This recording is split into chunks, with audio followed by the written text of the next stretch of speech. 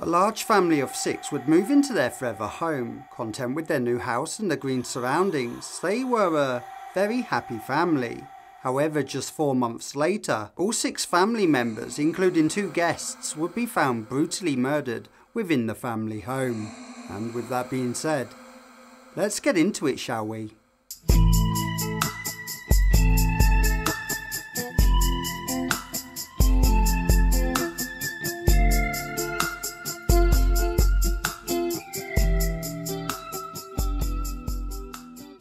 Good morning, good afternoon, and good evening. Wherever you may be in the world right now, hello, my name is Lloyd, and today you're watching When Evil Follows.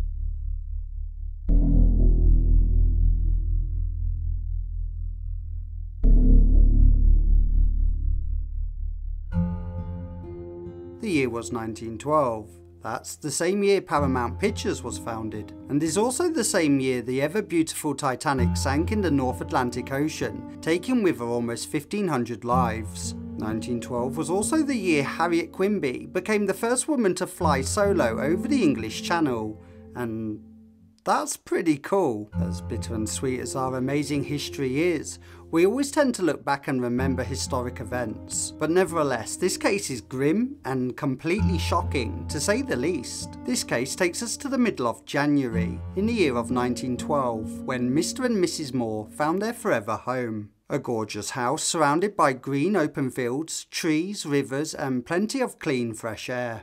The family house is located in a small American town called Villisca, with a cute population of around 2,200 people. For Mr. and Mrs. Moore, this was the perfect place to raise their family. The Moore family consisted of both parents, Josiah and Sarah Moore, who were both in their early 40s. They had 4 children. Hartman, she was the oldest at just 11 years old. Mary was only 10.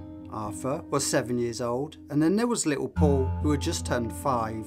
The Moore family were hard-working, respectful, and they were well known and liked by everyone in their community. Sarah Moore would often give her time and care to those in a less fortunate disposition by baking the hungry warm fresh bread, and she would also help out at the local church during the morning service at the weekend. Josiah Moore worked at the local Jones and banking store, and before being employed at the Jones Company, it's believed that Josiah was a teacher of ground and rivers. Now, Josiah Moore wanted his children to have an education, and so the children were made to attend afternoon school. Josiah also wanted his children to understand responsibilities, and so he gave every child a job to complete by sunrise of every morning. Herman and Mary had to feed the goats and clean out the pen, and Arthur and Paul had to feed the chickens and collect the eggs without breaking them. So there you go, one normal, happy, independent family full of traditional morals. They had a secure identity as a family, and they knew what they could offer their community, and the community, as I mentioned earlier, liked and respected them. Fast forward just 6 months, and the date is now the 9th of June, and Sarah Moore has organised an annual event at the Family Presbyterian Church. Sarah invited her sister-in-law, Catherine, to bring her daughters along, Ina May and Lena. However, by the time the family event had finished, it was now starting to drop dark outside, and so Catherine agreed to let Ina May and Lena spend the night at the Moore family home, as both girls didn't want to walk home in the dark. And so Sarah and Josiah, Hartman, Mary, Arthur, little Paul, along with Ina May and Lena, they all left the church on foot. They all arrived back at the family house at approximately 9:50 p.m. It was now the next morning, and Mrs. Peckham, who lived next door, she was in her garden hanging out her laundry at around 7 a.m. and that's when she became a little concerned, as nobody was awake next door. There was no voices to be heard whatsoever, and the children were not readying the animals as always. And so she approaches the Moore's residence, and she knocks on the front window. There was no movement inside, so Mrs. Peckham knocked on the front door, and again, no movement at all. No response, no nothing, just silence. It was eerily quiet. Mrs. Peckham, she knew something wasn't quite right, and by now, She was quite concerned at this time. She attempted to open the front door, but no good, because the door was locked from the inside. She then opened the hutch, letting the Moore's chickens out of their coop, and then she walked into town to explain to Ross Moore, Josiah's brother, that something wasn't right. Ross arrived at the Moore's family house and he started knocking and then banging on the front door, but didn't get any response. He eventually used force to gain entry into the house. And guys, what he saw inside was true horror. He found 2 bodies covered over in a bedsheet laying on the floor in the guest bedroom. He also saw blood splatter on the walls and more blood spray on both of the headboards of both beds. Ross immediately phoned Joe's hardware store and asked the employees to quickly alert the town marshal that something dreadful had happened. The marshal at the time was Henry Hank Horton, and he arrived at the Moore's family house at around 9:30 AM. He began a full inspection of the house, starting from the outside door. He also noticed uneaten plates of food left on the kitchen table. In the far corner of the kitchen, upright leaning against the wall, was a large axe, and on the floor surrounding the axe were huge pools of blood. And in the guest room, where the 2 bodies were laying on the floor, covered over in a bedsheet, was a very large slab of bacon that was wrapped up in a cloth. Henry continued his inspection by walking up the staircase, and once upstairs on the landing, Henry would see smears of blood on each one of the door handles, and what he was about to see next was like something straight out of a horror movie. In fact, Henry described his findings as pure hell on earth. Sarah Moore's face was badly smashed up and her face was totally unrecognisable, and there right in the side of her head was a 9-inch long deep axe wound, of which completely detached all of her front features of her face, splitting her skull almost into 2 halves. Lying next to her was Josiah Moore, and he had suffered so much trauma to his face that his lower jaw was completely smashed and ripped away from the rest of his skull. His pillow was saturated in blood, and his head was so badly beaten there was brain matter and skull fragments spread across his bedding and across his bedroom floor. The Moore children were all found in their beds, beaten to death. The killer had used the blunt end of the axe to create such horrific force and violence, striking the victims almost 10 to 20 times. There was also blood splatter on the ceiling above the victims' beds, indicating a crazed and frenzied attack. Lena and Ina Mae Dillinger, both sisters, were found in a way that would suggest some sort of physical, sexual assault happened, either before or after the killings took place. Both girls were found with their nightgown raised above their waist, exposing their genitals, with a single bedsheet rested over their exposed bodies. Henry Hank Horton, the town marshal, he left the house in terror and shocked to his core. He managed to run back into town and alert Ross and the doctor that somebody had murdered them one by one as they slept in their beds. However, this conversation was overheard by many people, and of course the news travelled throughout the town, spreading like wildfire, bringing fear to the town residents, who would soon begin attaching bigger and better locks to their doors in an attempt to secure a safer home. However, regardless of how many locks were installed on people's doors, nobody felt safe.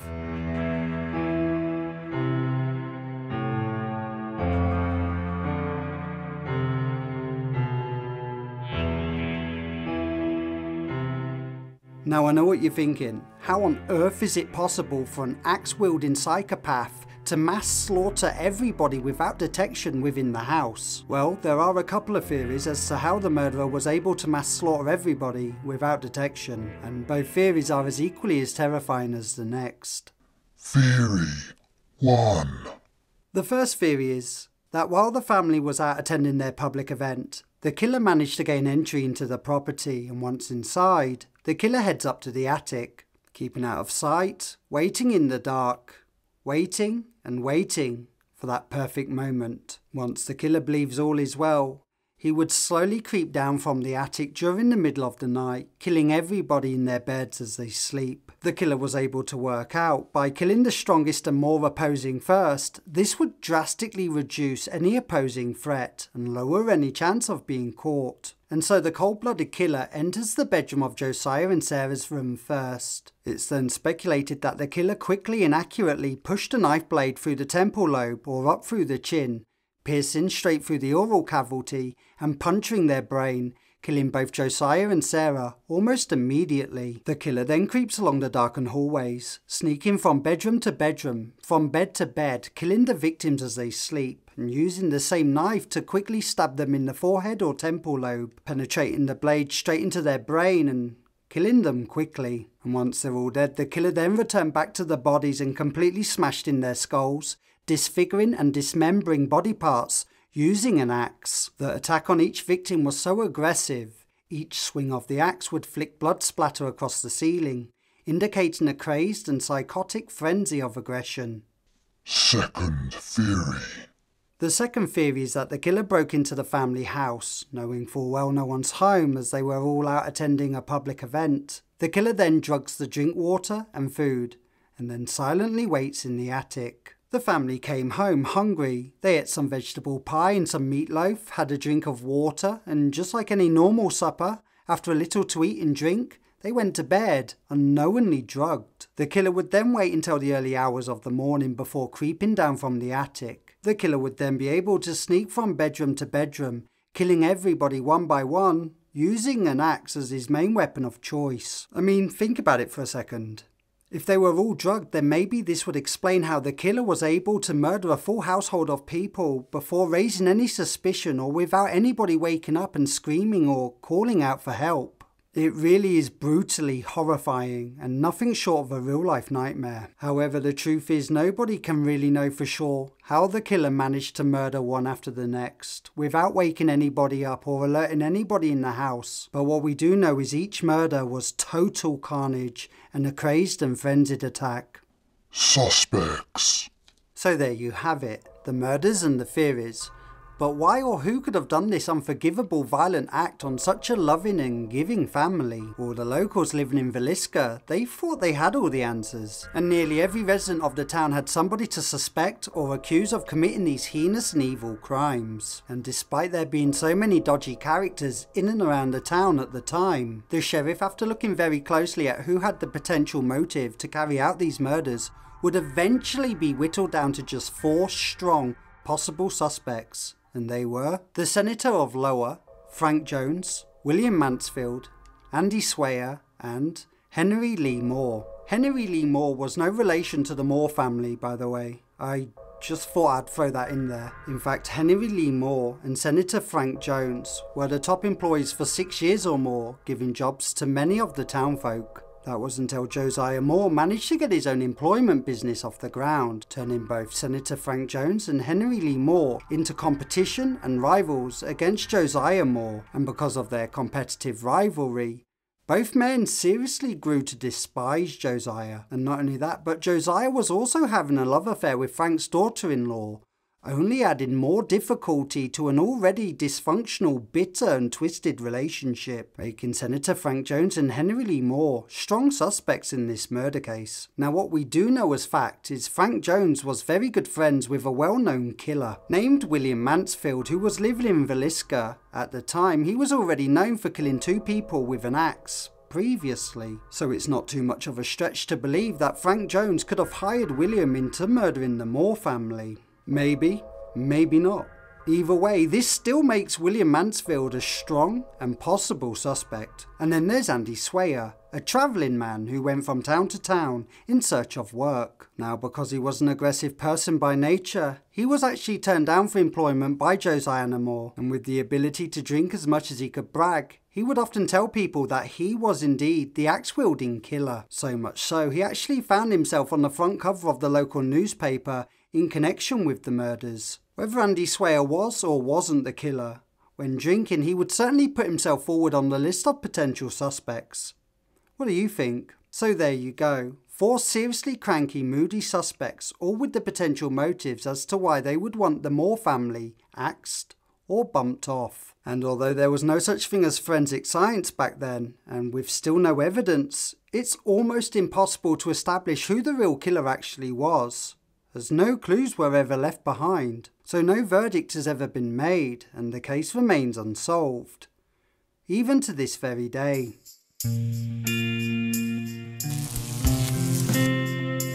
Hello there, and thank you so much for watching this dark, axe-swinging episode. And if you have enjoyed this video, then please remember to hit the like button and show the love. Also, if it's your first time around here, then please subscribe to the channel.